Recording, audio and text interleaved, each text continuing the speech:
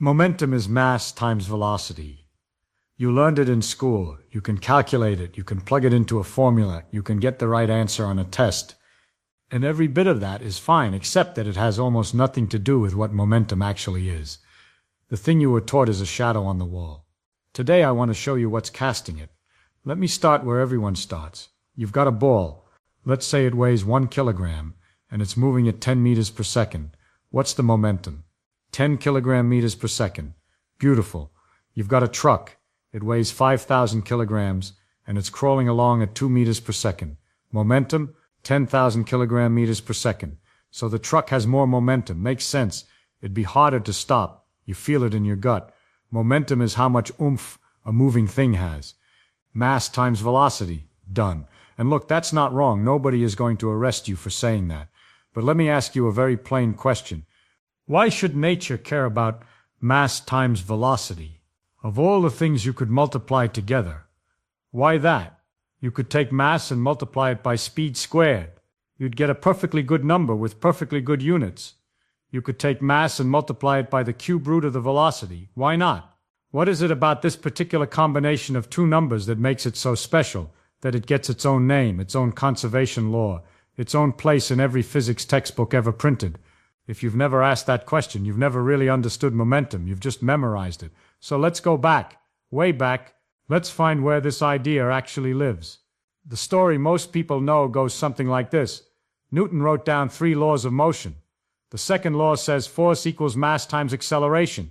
And if you fiddle with that a little bit, you can show that force is really the rate at which momentum changes over time. Force doesn't just push on things, it changes their momentum. So momentum is important, this story goes, because Newton said so. It falls out of his laws. That sounds perfectly reasonable. And it's backwards.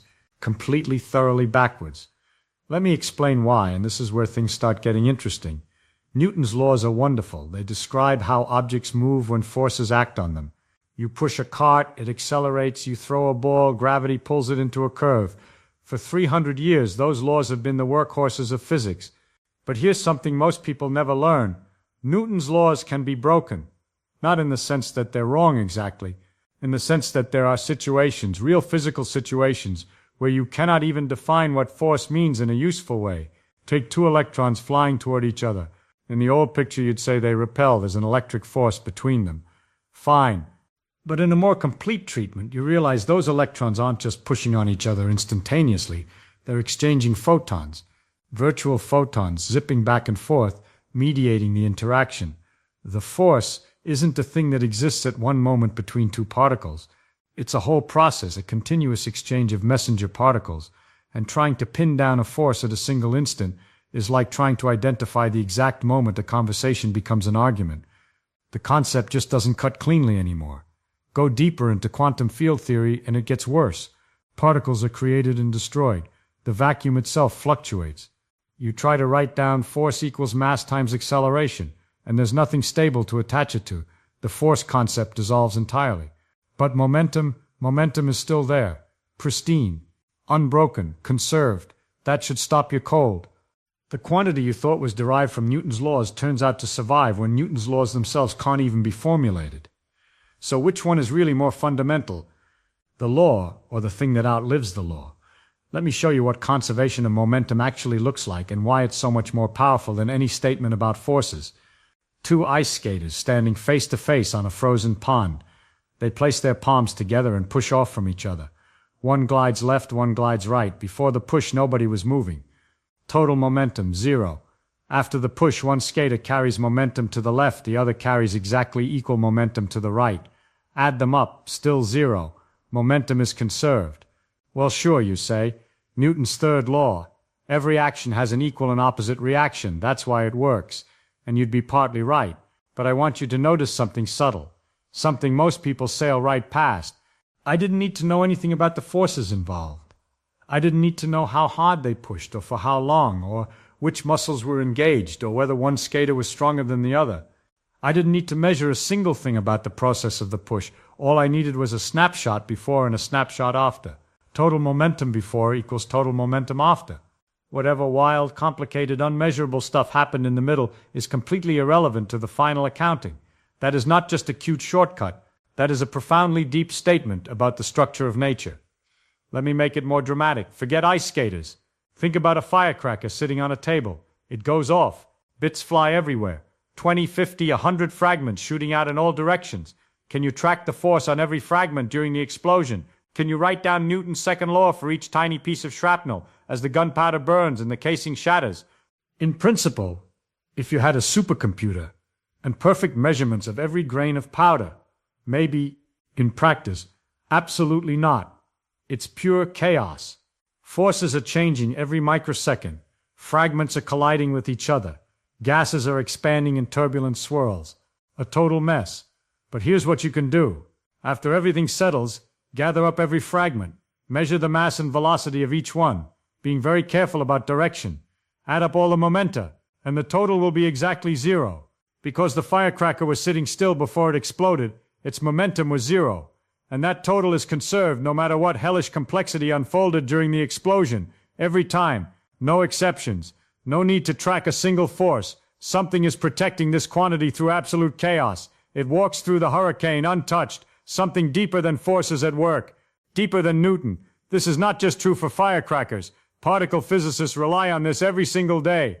When protons collide inside an accelerator at nearly the speed of light, they shatter into dozens of new particles. Quarks, gluons, muons, pions, things that didn't exist a billionth of a second earlier. The forces during that collision are among the most extreme in nature. Nobody can write down Newton's second law for that mess. But the total momentum of everything that flies out of the collision equals the total momentum that went in. Always. Every detector at every accelerator on the planet is built on the assumption that momentum is conserved. And it has never, not once, been wrong. And this is not just an academic game. Every medical PET scan that finds a tumor relies on momentum conservation to reconstruct where the radiation came from inside your body. Every calculation that guides a spacecraft to another planet depends on momentum being perfectly conserved during every thruster burn and every gravitational slingshot. If momentum conservation failed by even a tiny fraction, the probe would miss its target by millions of miles. The reason we can trust these technologies with our lives and our missions is that this conservation law holds absolutely in every situation we've ever tested. So what is it? What is the real reason momentum is conserved? This is where the story takes a turn that most physics courses never reach. And honestly, it's a shame, because this is the best part. A mathematician named Emmy Noether figured this out in 1918. And what she proved is, in my opinion, one of the most beautiful results in all of physics. It changed the way we understand why anything is conserved. Let me walk you through it, because once you see it, you cannot unsee it. Noether proved a theorem, and the theorem says this: for every continuous symmetry of the laws of physics, there is a corresponding conserved quantity. That's the theorem. One sentence, and it cracks the whole thing open. Symmetry sounds intimidating, but it isn't. A symmetry just means something you can change without anything looking different. Rotate a perfect sphere, it looks the same afterwards. That's a rotational symmetry. Slide a perfectly painted wall to the left by 3 inches. Looks identical. That's a translational symmetry. A symmetry is sameness under change. Sameness when you do something that could have made a difference but didn't. So here is the key question. What symmetry gives us momentum? Translational symmetry in space. The fact that the laws of physics are the same here as they are over there. Sit with that for a moment. If I set up an experiment in this room, get my results, pack up all my equipment, drive 10 miles down the road, unpack everything in a new lab, and do the exact same experiment under the exact same conditions, I get the same result. Of course I do. Why would it be different? The laws of physics don't depend on where you happen to be standing. Space doesn't have a favorite spot. There's no address in the universe where the rules are different, just because of the location. That seems obvious. Almost too obvious to bother saying out loud. And that's exactly why it's so powerful. Noether showed that this obvious fact has an unavoidable mathematical consequence. Because space is the same everywhere, because the laws of physics don't care about your position, there must be a quantity that is conserved in every physical process. And that quantity is momentum. Do you feel the reversal? Momentum is not conserved because Newton told us so. It's not conserved because of action and reaction. Momentum is conserved because the universe looks the same, no matter where you stand in it. The conservation of momentum is a direct consequence of the homogeneity of space. It's woven into the geometry of the world itself. And the same trick works for other conserved quantities. Energy conservation. Where does that come from? Symmetry and time. The laws of physics today are the same as the laws yesterday and the laws a million years from now. That uniformity of time, that temporal symmetry, gives you conservation of energy. What about angular momentum? That comes from rotational symmetry. The laws of physics don't change when you spin around. Face north, face south, face any direction. Same laws. And from that sameness comes the conservation of angular momentum. Every conservation law you've ever heard of has a symmetry hiding behind it. Novice showed us this architecture, and it is the deepest structural insight we have about how the universe operates. And let me flip it around, because the flip is just as illuminating. What would happen if the symmetry broke? What if space were not the same everywhere? Imagine a universe where, for some bizarre reason, the laws of physics worked slightly differently at one particular location. Maybe the force of gravity was a little stronger at a specific spot. Or maybe the rules of electromagnetism had a kink at some coordinate. In that universe, Noether's theorem tells you momentum would not be conserved. An object passing through that region would gain or lose momentum for no apparent reason. It would speed up or slow down without any identifiable force acting on it. Physicists call this sort of thing a violation of translational invariance, and it would show up immediately as a failure of momentum conservation. This is not purely hypothetical, by the way. Inside a crystal, atoms are arranged in a regular lattice. The interior of a crystal is not the same at every point. It has a repeating pattern. Move a tiny amount and you hit an atom. Move a little more and you're between atoms. The translational symmetry is not continuous. It's discrete. And sure enough, the momentum of an electron moving through a crystal is not conserved in the usual way. It gets exchanged with the lattice. The crystal can absorb or supply momentum in specific chunks. Physicists had to invent a modified version of momentum, called crystal momentum, to keep track of things. The symmetry is different, so the conservation law is different. Noether's theorem predicted this perfectly, so there you go. Mystery solved. Momentum is conserved, because space is the same everywhere. Noether proved it. It's symmetry. We can all go home. Except I'm not letting you go home. Because if you think the story ends with symmetry, you're making the same mistake you made with mass times velocity. You've found a deeper answer and gotten comfortable with it. And I just told you 10 minutes ago that comfortable is dangerous. But wait, you say. And I can hear this objection forming. You told me momentum is mass times velocity, and then you told me the real reason it's conserved. Fine, I've upgraded my understanding. What else could there possibly be? I'll tell you what else. Answer me this. Can something with no mass carry momentum? Your instinct says no. Momentum equals mass times velocity. No mass, no momentum. 0 times anything is 0. Case closed. Except the case is very much not closed. Light has momentum. A photon, a single quantum of light, it has exactly 0 mass. Not a tiny mass, not an almost 0 mass. Precisely, definitively, exactly 0 mass. And yet when a photon hits something, it gives it a push. Light exerts pressure. This was predicted by James Clerk Maxwell back in the 1860s when he worked out his theory of electromagnetism. He calculated that a beam of light should exert a small but real pressure on any surface it strikes. And in 1901, a Russian physicist named Pyotr Lebedev actually measured it in a laboratory using delicate mirrors and careful shielding to prove that light pushes on objects. Solar sails are a real engineering concept being developed for spaceflight. You unfurl an enormous reflective sheet in orbit, and sunlight pushes it, slowly, gently, but measurably. That push is momentum being transferred from photons to the sail, collision by collision. How does a massless thing carry momentum? Because the formula you learned is not the real formula. It never was. It's a special case, a damn good approximation for baseballs and trucks and ice skaters, but it falls apart completely for light. The real relationship comes from Einstein's special relativity. For any object or particle, the energy, the momentum, and the mass are connected by a deeper equation. Energy squared equals momentum squared times the speed of light squared, plus mass squared times the speed of light to the 4th power. That is the full picture. Most people have heard of E equals mc squared. That's the famous one. But that equation only applies to objects at rest. It's a special case of this bigger relationship. The full equation includes momentum. When the mass is 0, the equation simplifies beautifully. Energy equals momentum times the speed of light. So for a photon, momentum is simply its energy divided by the speed of light. A photon has energy. Therefore it has momentum. No mass required. Think about what this means. The entire concept of how much oomph something carries never really required mass in the first place. Energy was enough. Mass just happened to be the most visible, most tangible container for energy in our everyday experience. But energy can travel without mass. Light does it all the time.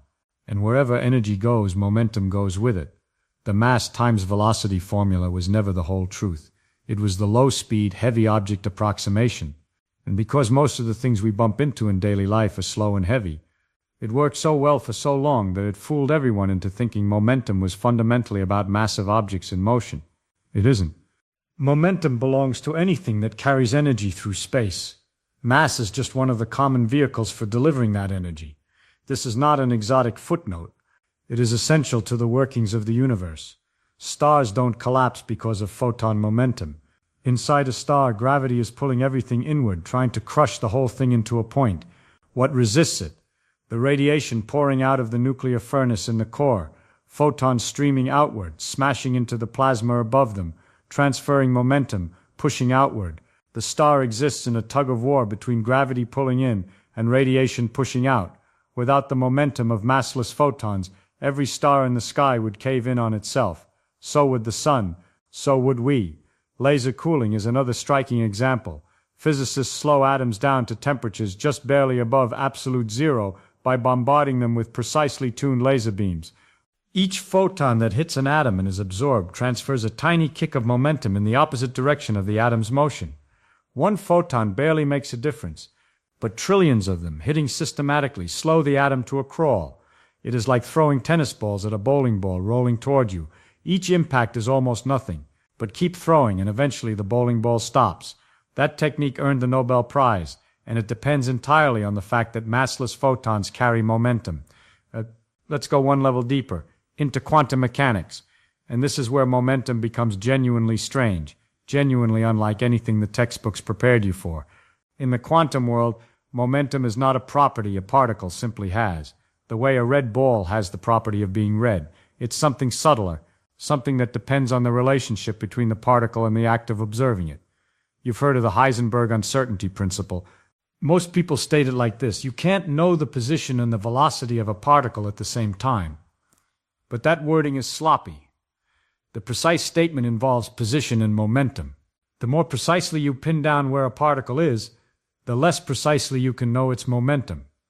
And vice versa, not because your instruments are clumsy or because you accidentally disturbed the particle by looking at it, because that's how nature actually is at this scale. The particle does not have a definite position and a definite momentum simultaneously. The information is not hiding from you. It genuinely isn't there to be found. Why is the uncertainty principle about momentum specifically and not about, say, mass times velocity?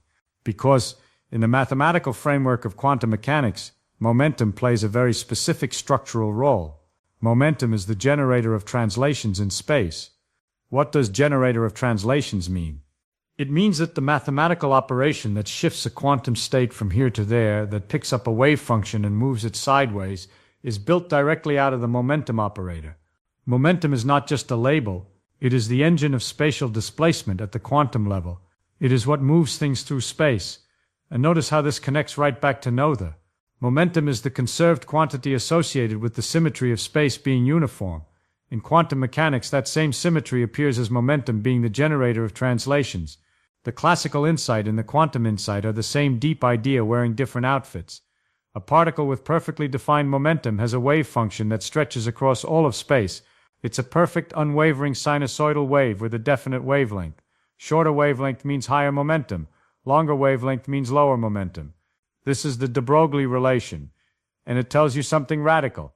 When you talk about the momentum of an electron, you are not talking about a little ball whizzing along a path. You are talking about the spatial frequency of a wave, how rapidly the quantum phase oscillates from one point in space to the next. That is momentum in its truest, most fundamental form. And that perfect wave, the one with exact momentum, it's everywhere. It's not at any particular location. It has no position. That's the uncertainty principle made visible. Perfect knowledge of momentum means complete ignorance of position. Perfect localization means complete ignorance of momentum. The two are bound together, complementary aspects of the same quantum state, and the whole relationship traces back to the structure of space and the symmetry that Noether identified. Let me give you a vivid way to picture this. Imagine you're standing at the edge of the ocean, watching the waves come in. If the waves are perfectly regular, perfectly uniform, every crest the same height and the same distance from the next, you can measure the wavelength with beautiful precision. But where is the wave? It's everywhere. It stretches to the horizon in both directions. It doesn't have a location. Now imagine a single splash. A rock hits the water and sends out a sharp disturbance. That splash has a very definite position. You can point to it. But what's its wavelength? It's a jumble, a messy burst of many wavelengths mixed together. No clean frequency. The electron does the same thing. Definite momentum means a clean, pure wave extending forever. Definite position means a tight packet of many different momenta scrambled together. You can have one or the other, but not both. And this is not a limitation of technology. It's a feature of the universe. It's baked into the relationship between position and momentum, the same relationship that Noether's symmetry implies. Let me pull this all together. You walked in thinking momentum was a homework formula. What you're walking out with is something else entirely. Momentum is conserved because space is the same everywhere. It survives where Newton's laws dissolve. It belongs to light, which has no mass. It lives in the wavelength of a quantum state. It shows up in the electromagnetic field between two magnets, in the radiation pressure holding up a star, in the vacuum of empty space where there's nothing but field. Two magnets pushing each other apart are not really pushing through nothing. The magnetic field between them carries momentum. The field is a real physical thing, a full participant in the conservation law. If you leave the field out of your accounting, the numbers don't add up. Include it, and they balance perfectly. And that brings me to the thing that really sticks with me. We teach momentum in the first week of the first physics course, first equation on the board. And then we walk away from it. We move on to things that sound harder. But the hard part was always right there in Chapter 1, wearing a disguise so convincing that nobody looked twice. You can get through an entire physics degree computing momentum problems, acing every exam, and never once encounter Noether's theorem, never once ask what momentum means for a photon. You can be expert at using a tool and have no idea why it works. Familiarity is the best camouflage in science. The concepts that feel most settled are usually the ones with the most left to discover. I am curious about something. What is another concept you always assumed was simple until you really thought about it and discovered it wasn't? Sit with that for a while. I think you'll find there are more of them than you expected.